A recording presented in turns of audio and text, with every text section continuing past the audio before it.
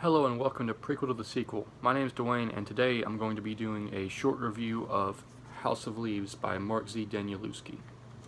So the first thing that jumps out to me about this novel is probably the footnotes, and not just footnotes here and there.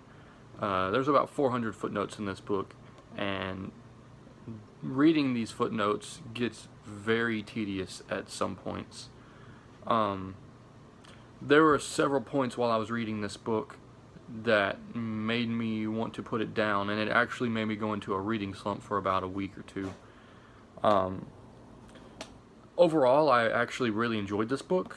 I liked the fact that there were two separate narratives, so it was basically two different main characters, and when it would switch to the from Johnny Truant, who is, I guess you would say, the main character, back to the other character, Davidson, I would always want to know what was about to happen to Johnny Truant next.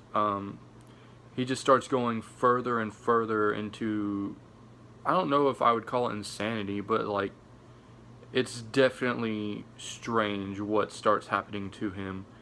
And there's actually like letters at the end of this from his childhood and teenage years, and they're all from his mother, sent to him while she was in a mental institution. And you can tell from these letters that she is like crazy.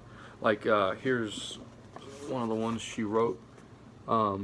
She just started writing on top of what she had already written, and she is definitely crazy, and I don't know if that has contributed to the fact that Johnny Truant is slowly going insane, or if it's solely due to him finding this Davidson record, I guess essay or something.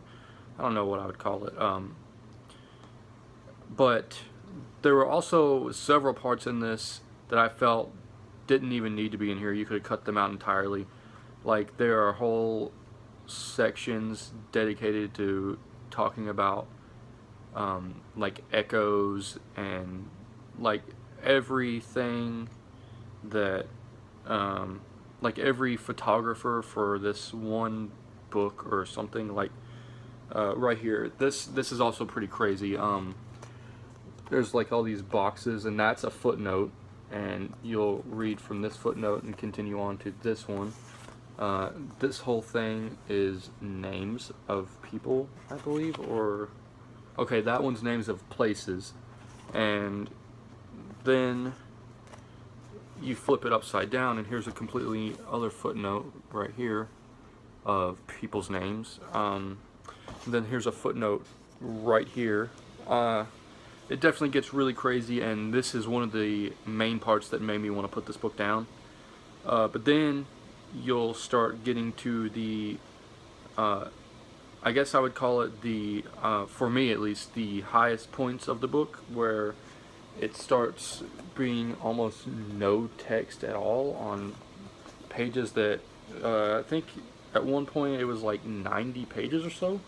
It's like almost no words, but I really enjoyed these parts, especially the whole section at the end. It really plays into the overall story and what is happening at this exact moment. But yeah, I really enjoyed this book. I would definitely recommend other people check this out. I can understand why some people would absolutely not want to read this book at all, and maybe they would start reading it and just put it down and refuse to finish it. But I'm definitely glad that I picked this up and got through the entire thing. If you enjoyed this video, please leave a like and subscribe, and I'll see you all in the next video.